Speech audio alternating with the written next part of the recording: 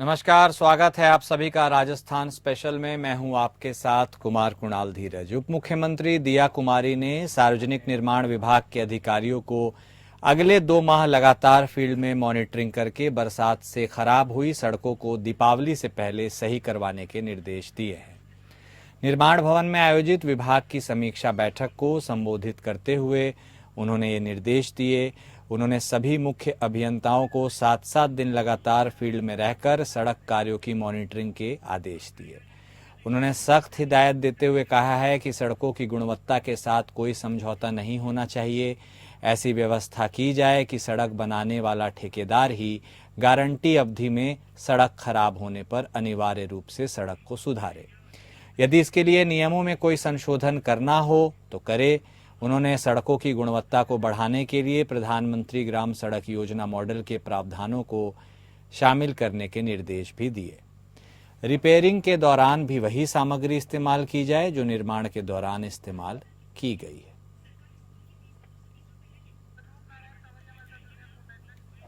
हमारे सहयोगी रूप नारायण सावरिया इस बीच हमारे साथ फोन लाइन पर जुड़ चुके हैं। जी रूप, जिस तरह से उप मुख्यमंत्री अब खुद लीड करते हुए इस पूरे बैठक को आवश्यक दिशा निर्देश पारित कर रही हैं, फील्ड में रहने की भी बात कर रही हैं, अधिकारियों को दीपावली से पहले सड़कें सुधारने की भी बात कर रही हैं, ऐसे में लोगों के मन की बात कहीं ना कहीं उप मुख्यमंत्री कर रही हैं। इसका फलाफल कितना निकलता है यह देखने वाली बात होगी, लेकिन इस पूरे मीटिंग और इस पूरे प्रकरण के बारे में हमारे दर्शकों को बताइए। देखिए, मैं कुणाल यहाँ पे बताना चाहूंगा अपने दर्शकों को कि राजस्थान की उप मुख्यमंत्री दिया कुमारी जो है वो सार्वजनिक निर्माण विभाग के मंत्री भी हैं और वहाँ यहाँ पे जो है एक समीक्षा बैठक उन्होंने ली है। क्योंकि फिलहाल अगर राजस्थान के हालात देखें तो मानसून के चलते जो है सड़कों के हालात बिल्कुल खराब है और लगातार जो है मानसून यहाँ जारी है, जिससे लोगों को काफी परेशानियों का सामना करना पड़ रहा है। सड़कों का टूटना और सड़कों पे जो है पानी भरा रहना, ये तमाम चीजें जो है लोगों को फेस करनी पड़ रही है। ऐसे हालातों में जो है मुख्यमंत्री दिया कुमारी ने समीक्षा बैठक ली और बैठक में जो है उन्होंने निर्देश देते हुए कहा है, स्पष्ट कहा है कि सड़कों का जो काम है वो दिवाली पहले पहले 2 महीने के अंदर अंदर क्लियर होना चाहिए ताकि आमजन को जो है सड़कों की सुविधा मिल सके।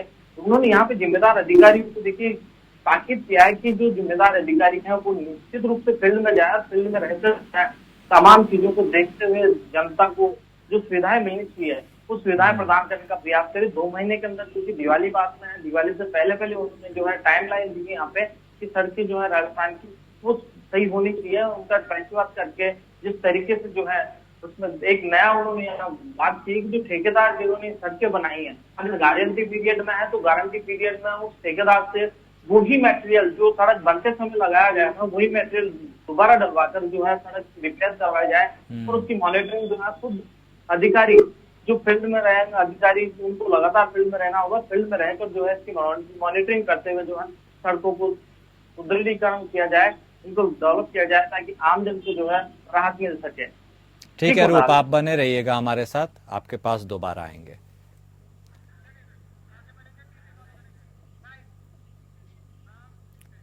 पंचायती राज मंत्री मदन दिलावर ने कहा है कि विमुक्त घुमंतु और अर्ध घुमंतु जाति के 34,000 परिवार चिन्हित किए गए हैं। चिन्हीकरण का कार्य जारी है। इन्हें 2 अक्टूबर को पट्टे दिए जाएंगे। दिलावर ने कहा कि पूरी जनसंख्या के 6 से 8% विमुक्त घुमंतु अर्ध घुमंतु जाति के लोग हैं। ये लोग एक जगह से निवास नहीं करते, अधिकांश के पास पहचान पत्र भी नहीं है, इसलिए इन्हें सरकारी योजनाओं का लाभ भी नहीं मिल पाता है। इनके उत्थान के लिए मुख्यमंत्री के नेतृत्व में सभी 32 जातियों के व्यक्तियों को 2 अक्टूबर तक निःशुल्क भूखंड उपलब्ध करवाए जाएंगे ताकि ऐसे गरीब लोगों को भी अपना आशियाना बनाने का मौका मिले। इन जातियों की पूर्व में बहुत उपेक्षा हुई है। ये हमारे प्रदेश की सबसे महत्वपूर्ण जातियां हैं। इनकी देश की आज़ादी में भी काफ़ी महत्वपूर्ण भूमिका रही है। उन्होंने क्रांतिकारियों का भी सहयोग किया है। सरकार ने सोचा कि इन्होंने बलिदान दिया है तो इनको यथोचित अधिकार दिलाने चाहिए। इनके पूर्वजों का उपकार मानना चाहिए। इनके पास आवासीय भूखंड नहीं है और घूम घूम कर अपनी आजीविका चलाते हैं। इन्हें आवासीय भूखंड मिलने चाहिए।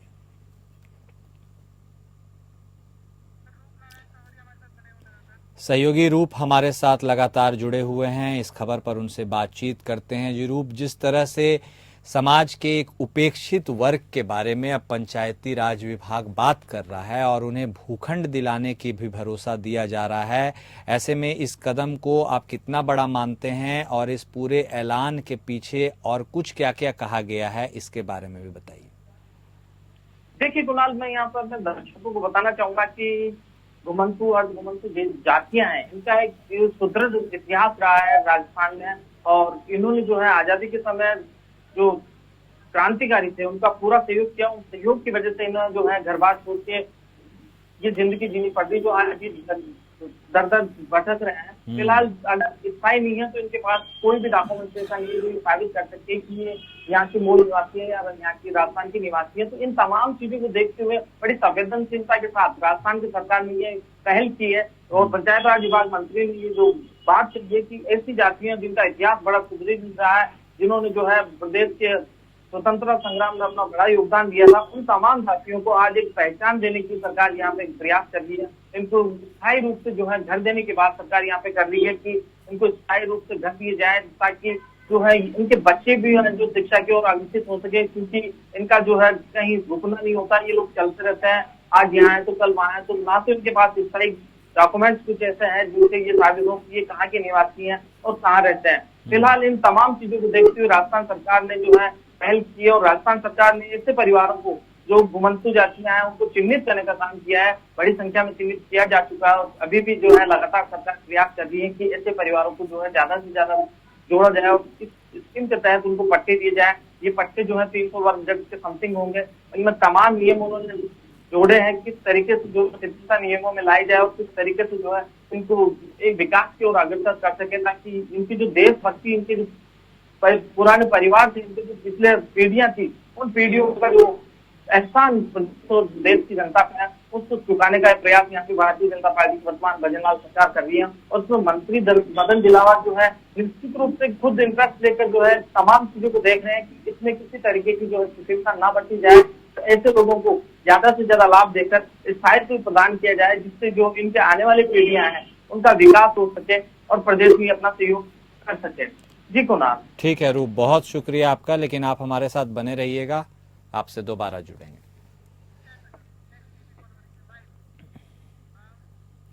प्रदेश में संचालित मुख्यमंत्री आयुष्मान आरोग्य योजना का दायरा अब और बढ़ाया जाएगा। इस योजना के तहत राजकीय अस्पतालों के साथ निजी अस्पतालों का नेटवर्क अब गांवों तक भी उपलब्ध हो सकेगा। चिकित्सा एवं स्वास्थ्य मंत्री गजेंद्र सिंह खींवसर ने जन जन तक इस योजना का लाभ पहुंचाने के लिए निजी क्षेत्र से भागीदारी की उम्मीद की है और अस्पतालों का नेटवर्क बढ़ाने के निर्देश दिए हैं। उन्होंने कहा है कि इसके लिए आवश्यकतानुसार नियमों में बदलाव और सरलीकरण किया जाए। इसके साथ ही योजना से संबंधित समस्याओं को दूर करने के लिए ग्रीवांस रिड्रेसल सिस्टम को और मजबूत किया जाए। चिकित्सा मंत्री ने यह निर्देश बुधवार को स्वास्थ्य भवन में आयोजित बैठक में योजना से जुड़े विभिन्न हितधारकों के साथ चर्चा के दौरान दिए। उन्होंने कहा कि राज्य सरकार प्रदेश में स्वास्थ्य सेवाओं का उन्नयन और विस्तार प्रतिबद्धता के साथ कर रही है। गांव ढाणी तक बेहतर स्वास्थ्य सेवाओं एवं जरूरतमंद लोगों को इलाज खर्च की चिंता से मुक्त करने की दिशा में मुख्यमंत्री आयुष्मान आरोग्य योजना एक महत्वाकांक्षी और मानवीय पहल है। सभी हितधारक संवेदनशील सोच के साथ इस योजना का लाभ आमजन को पहुंचाएं।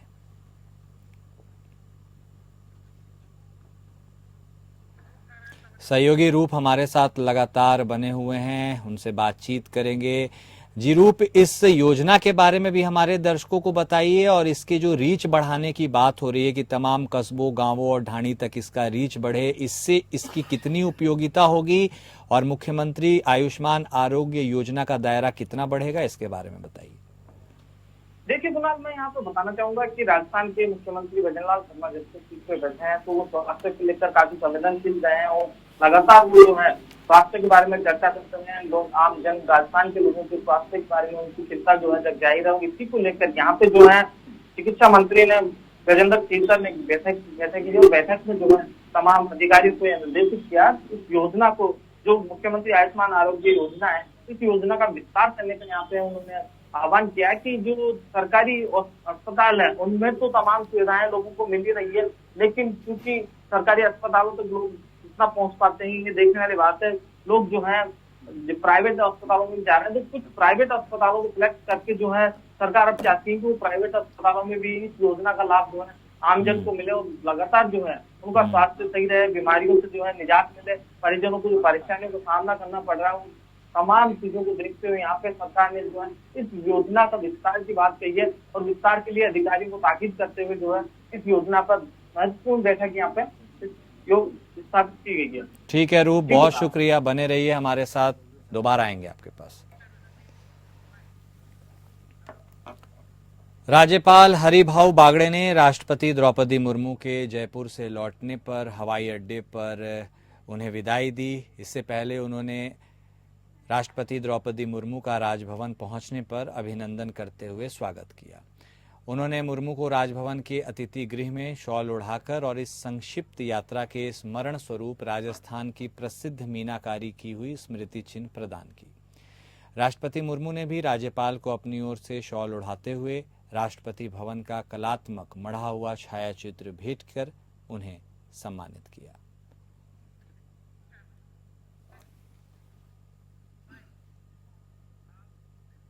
राजस्थान प्रदेश में होने वाली आगामी विधानसभा उपचुनावों की तैयारियों के लिए राजस्थान प्रदेश कांग्रेस कमेटी के अध्यक्ष गोविंद सिंह डोटासरा ने बैठक की।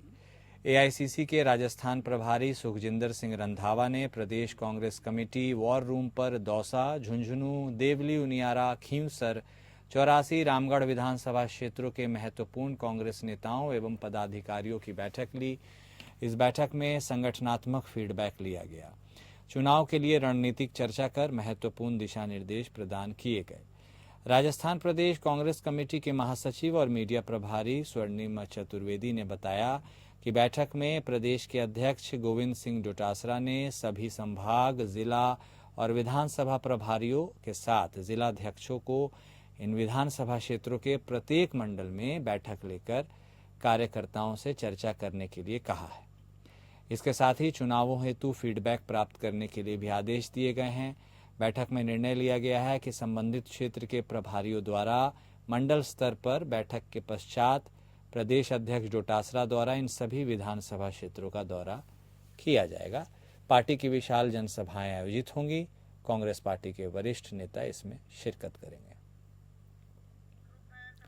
सहयोगी रूप हमारे साथ लगातार जुड़े हुए हैं, उनसे बातचीत करेंगे। जी रूप, जो आने वाले विधानसभा उपचुनाव हैं उसके लिए कांग्रेस ने तो अपनी तरफ से ऐसा लग रहा है कि पूरा कमर कस लिया है, और ऐसे में यह बैठक कितना अहम है और इसका कितना प्रभाव कार्यकर्ताओं पर पड़ेगा? देखिए कुणाल, मैं अपने दर्शकों को बताना चाहूंगा कि राजस्थान में जो है 7 सीटों पर उपचुनाव होने हैं विधानसभा के, और इसी 7 सीटों पर इनमें जो है दौसा, झुंझुनू, देवली, उनियारा, खींवसर, 84 सलूम्बर और रामगढ़, इन तमाम विधानसभा क्षेत्र के जो कार्यकर्ता हैं उनसे फीडबैक लेने का काम यहाँ पे जो है कांग्रेस शुरू कर चुकी है। अहम बैठक जो है कांग्रेस की यहाँ पे हुई और बैठक में जो है तमाम मंडल स्तर के कार्यकर्ताओं से जो है बातचीत की गई। वहीं पे जो है चर्चा करते हुए संगठनात्मक चर्चा यहाँ पे की गई कि किस तरीके से जो संगठन इन तमाम विधानसभा क्षेत्रों में काम कर रहा है और जहां कार्यकर्ता निष्क्रिय वहां से हटा के नए कार्यकर्ताओं को जिम्मेदारी देने की बात इस बैठक में की गई। लगातार कांग्रेस के जो प्रदेशाध्यक्ष हैं गोविंद सिंह डोटासरा वो कार्यकर्ताओं से जुड़ रहे हैं और कार्यकर्ताओं से जो है फीडबैक ले रहे हैं। साथ ही में जो है यहाँ पे डोटासरा ने कहा है कि वो इन तमाम 7 विधानसभा क्षेत्रों में जाएंगे और जाकर जो स्थानीय कार्यकर्ता है, जो जमीनी स्तर पे काम कर रहे हैं कांग्रेस के कार्यकर्ता, उनसे भी वो जो है फीडबैक लेंगे और जिताऊ उम्मीदवारों को टिकट देने का यहाँ पे प्रयास करेंगे।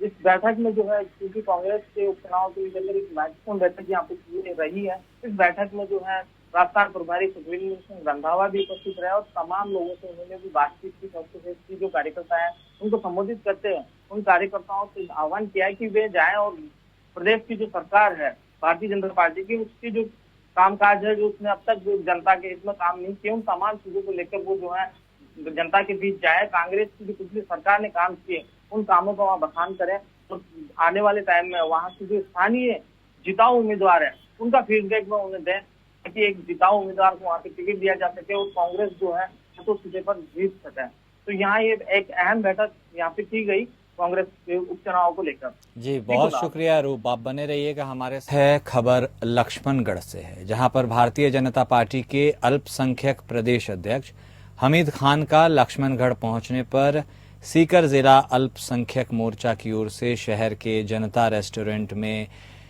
जिला मंत्री अयूब लाल के नेतृत्व में उनका जोरदार स्वागत किया गया। आयोजित कार्यक्रम को संबोधित करते हुए प्रदेश अध्यक्ष हमीद खान ने कहा कि बीजेपी सदस्यता अभियान के माध्यम से ज्यादा अल्पसंख्यक समुदाय के युवाओं को पार्टी से जोड़िए। उन्होंने कहा कि मैं एक भाई की तरह आपकी सेवा में उपस्थित हूं। आपका कोई काम है तो मुझे बताइए। स्थानीय विधायक एवं पीसीसी चीफ डोटासरा पर हमलावर होते हुए उन्होंने कहा कि यहाँ के जो विधायक हैं वो केवल झूठी बयानबाजी करते हैं और सुर्खियों में रहते हैं, उनके पास यहाँ की जनता के लिए टाइम नहीं है। सहयोगी रूप हमारे साथ जुड़े हुए हैं, उनसे बातचीत करते हैं। जी रूप, तो अल्पसंख्यकों को जोड़ने की बीजेपी की यह कवायद है और एक मैसेज देने की कोशिश की गई है कि जितने भी युवा अल्पसंख्यक हैं वो बीजेपी की सदस्यता ग्रहण करे। ऐसे में इस बैठक की कितनी अहमियत रही और इससे क्या कुछ निकलकर सामने आया? देखिए कुणाल, मैं अपने दर्शकों को यहाँ बताना चाहूंगा कि भारतीय जनता पार्टी की जो अल्पसंख्यक मोर्चा है उसके जो प्रदेश अध्यक्ष है वो लक्ष्मणगढ़ पहुंचे हैं और लक्ष्मणगढ़ में जो उन्होंने कार्यकर्ताओं को संबोधित करते हुए कहा कि वे एक भाई की तरह है और भारतीय जनता पार्टी का जो वर्तमान में सदस्यता अभियान चल रहा है जिससे ज्यादा जो है अल्पसंख्यक वर्ग जो है उसके युवा जुड़े हैं और जो है भारतीय जनता पार्टी की विचारधारा को समझने का प्रयास यहाँ पे करे। क्योंकि भारतीय जनता पार्टी अल्पसंख्यक क्षेत्र को लेकर जो है अल्पसंख्यक लोगों को लेकर भारतीय जनता पार्टी में कई भ्रांतियां, उन भ्रांतियों को दूर करने का प्रयास यहाँ पे जो है अल्पसंख्यक प्रदेश अध्यक्ष ने किया है। साथ ही में जो है उन्होंने निशाना साधा है स्थानीय विधायक और कांग्रेस पार्टी के प्रदेश अध्यक्ष गोविंद सिंह डोटासरा पे। उन्होंने यहाँ पे कहा है कि गोविंद सिंह डोटासरा के पास जो है समय नहीं है यहाँ की स्थानीय जनता के लिए, लक्ष्मणगढ़ की जनता के लिए।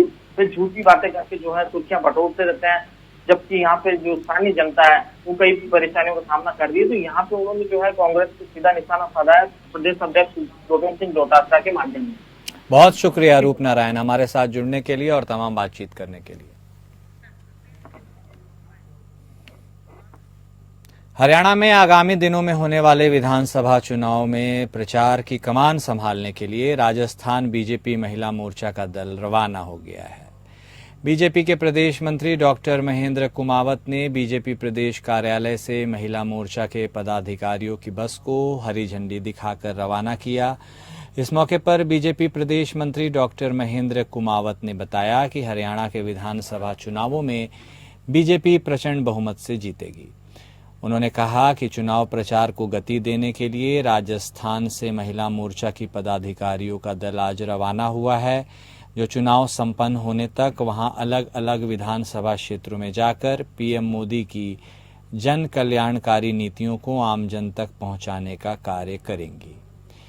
बीजेपी प्रदेश मंत्री डॉक्टर कुमावत ने बताया कि महिला मोर्चा का दल अलग अलग विधानसभा क्षेत्रों में जाकर आम महिलाओं से संपर्क करेगी और हरियाणा में बीजेपी सरकार की ओर से महिलाओं के लिए किए गए कार्यों की जानकारी भी देंगी। इस दौरान राजस्थान की महिला मोर्चा पदाधिकारी हरियाणा बीजेपी महिला मोर्चा की कार्यकर्ताओं के साथ बैठकर चुनाव की रणनीति बनाने का भी काम करेंगी।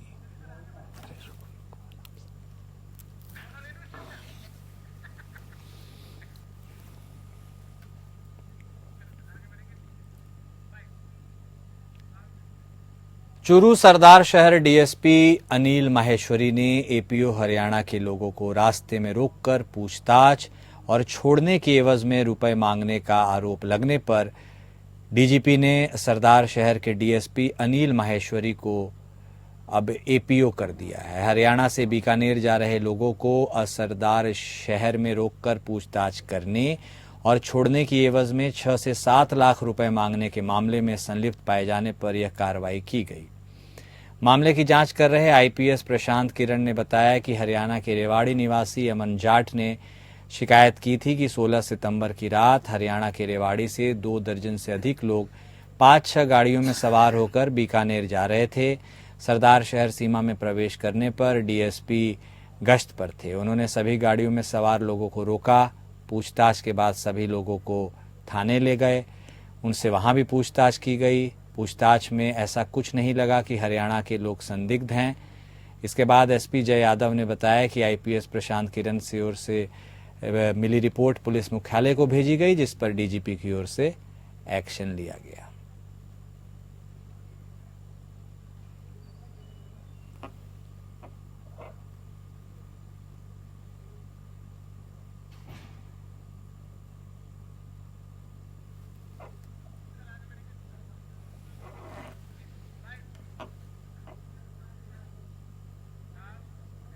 बोरवेल में गिरी बच्ची नीरू को सकुशल प्रशासन के द्वारा बाहर निकाल लिया गया है। प्रशासन ने बीती रात लगातार बच्ची को निकालने का प्रयास करता रहा। जिला कलेक्टर देवेंद्र कुमार, पुलिस अधीक्षक रंजीता शर्मा सहित कई लोग मौके पर थे। बच्चे से बार बार संपर्क करने की कोशिश की जा रही थी। इसके साथ ही उसे बिस्किट और दूध खिलाने का भी प्रयास हो रहा था। बार बार बच्ची की माता पिता से भी बात करवाई जा रही थी। सीसीटीवी कैमरे के माध्यम से लगातार बच्ची के ऊपर निगरानी रखी जा रही थी। बच्ची को सकुशल बाहर निकाल लिया गया है, उसे अस्पताल ले जाया गया है।